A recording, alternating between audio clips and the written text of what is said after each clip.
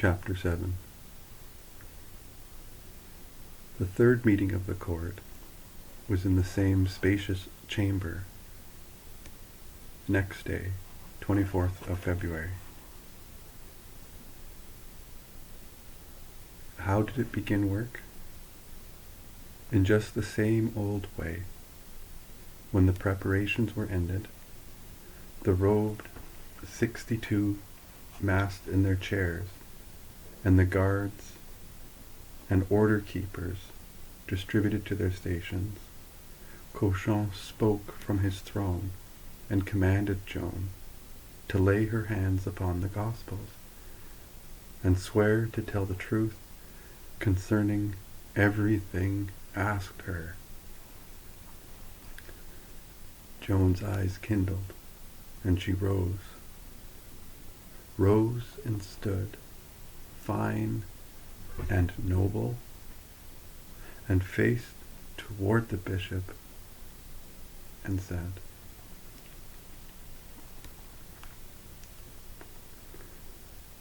"Take care what you do, my lord. You who are my judge, for you take a terrible responsibility on yourself, and you presume too far." It made a great stir, and Chaucon burst out upon her with an awful threat, the threat of instant condemnation unless she obeyed. That made the very bones in my body turn cold, and I saw cheeks about me blanch, for it meant fire at the stake. Joan, still standing, answered him back, proud and undismayed.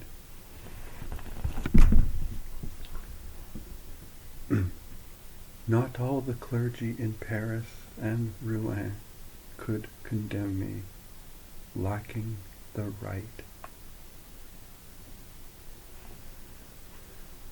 This made a great tumult, and part of it was applause from the spectators.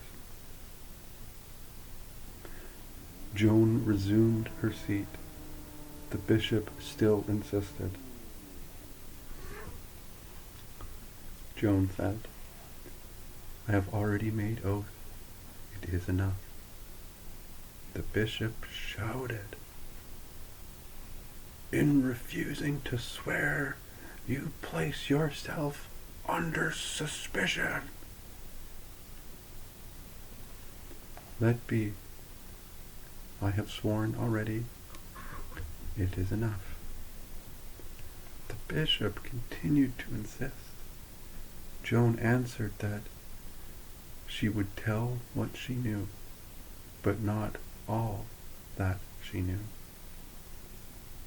The bishop plagued her straight along, till at last she said in a weary tone, "I came from God. I have nothing more to do here. Return me to God, from whom I came." It was piteous to hear. It was the same as saying, "You only want my life? Take it and let me be at peace." The bishop stormed out again. "Once more, I command you to—" Joan cut in with a nonchalant "Passez autre," and Chaucon retired from the struggle.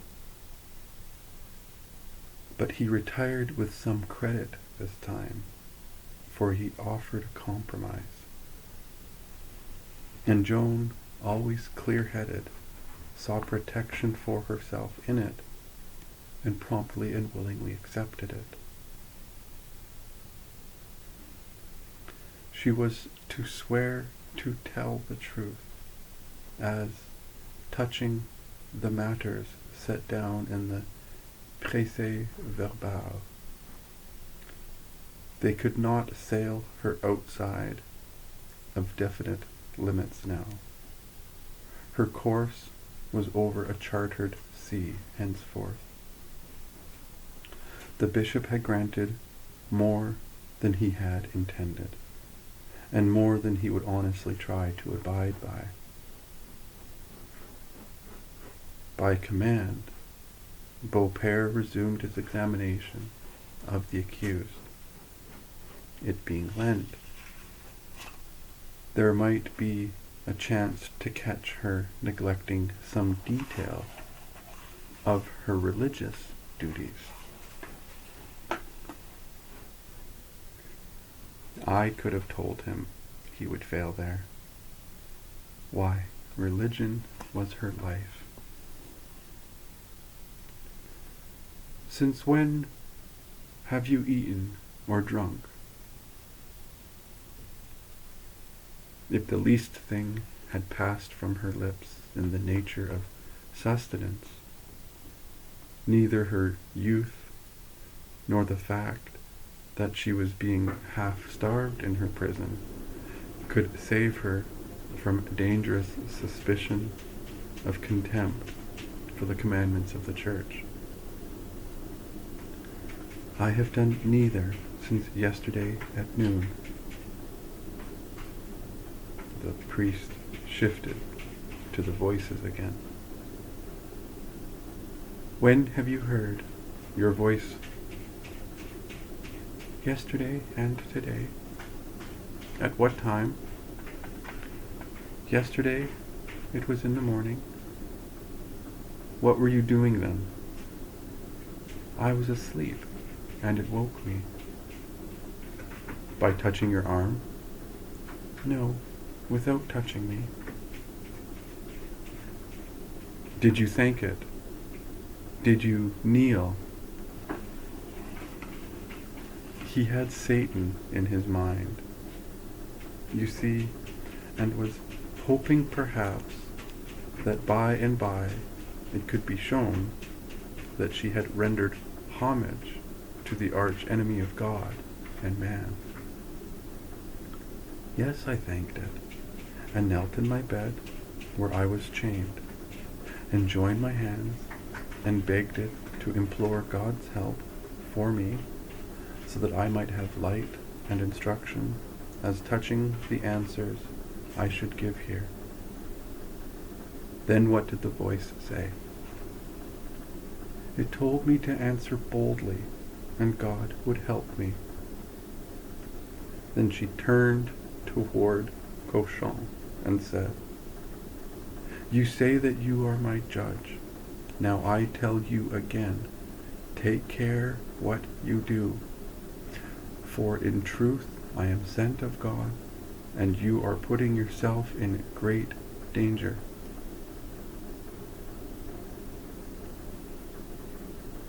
Beaupere asked her if the voice's counsels were not fickle and variable. No, it never contradicted itself. This very day it has told me again to answer boldly. Has it forbidden you to answer only part of what is asked of you? I will tell you nothing as to that. I have revelations touching the king, my master, and those I will not tell you. Then she was stirred by a great emotion, and the tears sprang to her eyes, and she spoke out as with strong conviction, saying, I believe wholly as I believe the Christian faith, and that God has redeemed us from the fires of hell, that God speaks to me by that voice. Being questioned further concerning the voice, she said that she was not at liberty to tell all she knew. Do you think God would be displeased at your telling the whole truth? The voice has commanded me to tell the king certain things, and not you. And some very lately, even last night, things which I would he knew. He would be more easy at his dinner. Why doesn't the voice speak to the king itself, as it did when you were with him? Would it not, if you asked it? I do not know if it be the wish of God. She was pensive a moment or two, busy with her thoughts, and far away, no doubt. Then she added a remark, in which Beaupere, always watchful, always alert, detected a possible opening, a chance to set a trap. Do you think he jumped at it instantly, betraying the joy he had in his find, as a young hand at craft and artifice would do? No, oh no.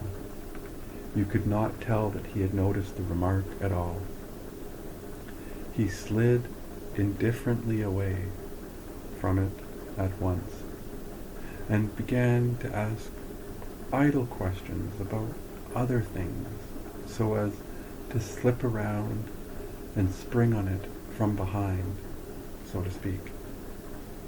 Tedious and empty questions as to whether the voice had told her she would escape from this prison, and if it had furnished answers to be used by her in today's seance, if it was accompanied with a glory of light, if it had eyes, etc.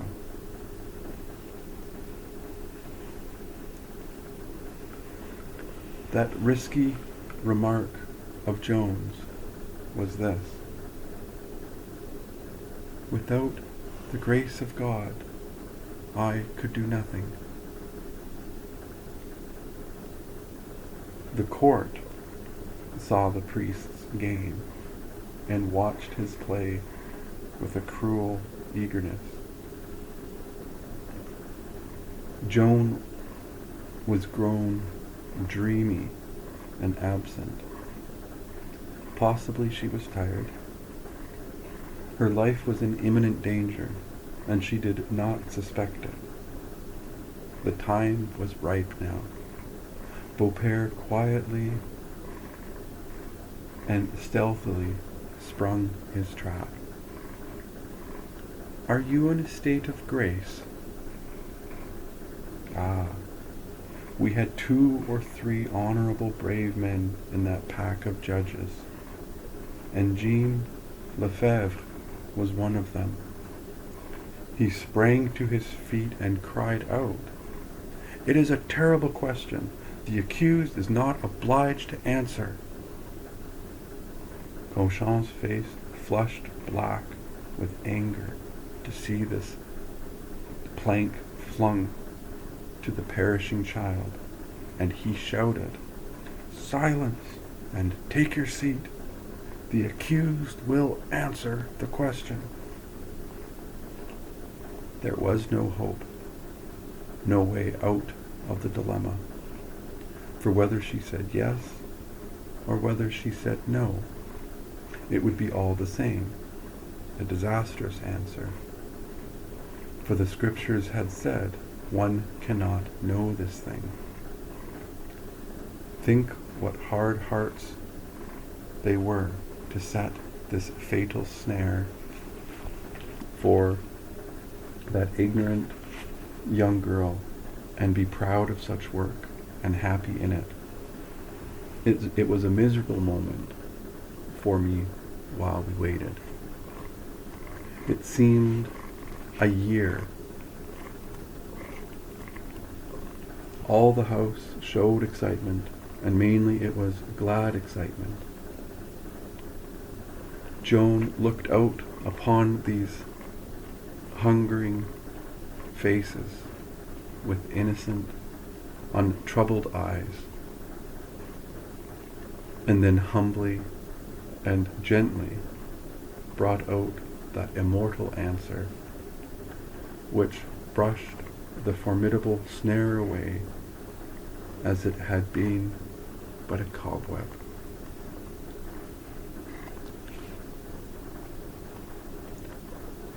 If I be not in a state of grace, I pray God place me in it. If I be in it, I pray God keep me so.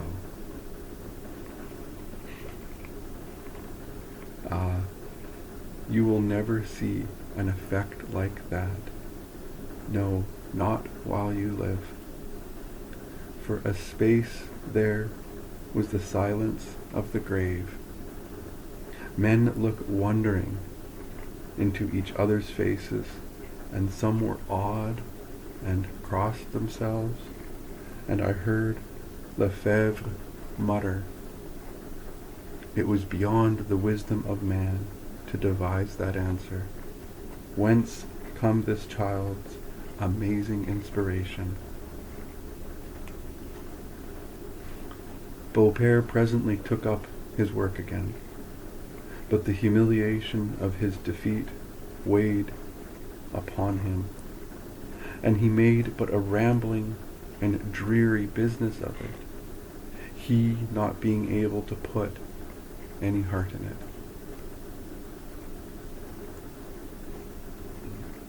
He asked Joan 1,000 questions about her childhood and about the oak wood and the fairies and the children's games and romps under our dear arbre fee du Bourlemont. And this stirring up of old memories broke her voice and made her cry a little. But she bore up as well as she could and answered everything.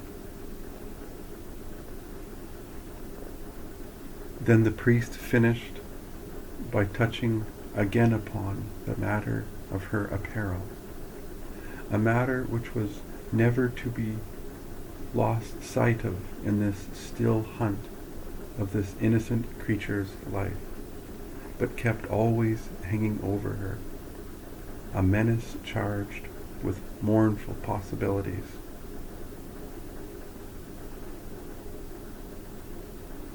"Would you like a woman's dress?" "Indeed, yes, if I may go out from this prison, but here, no." End of chapter 7.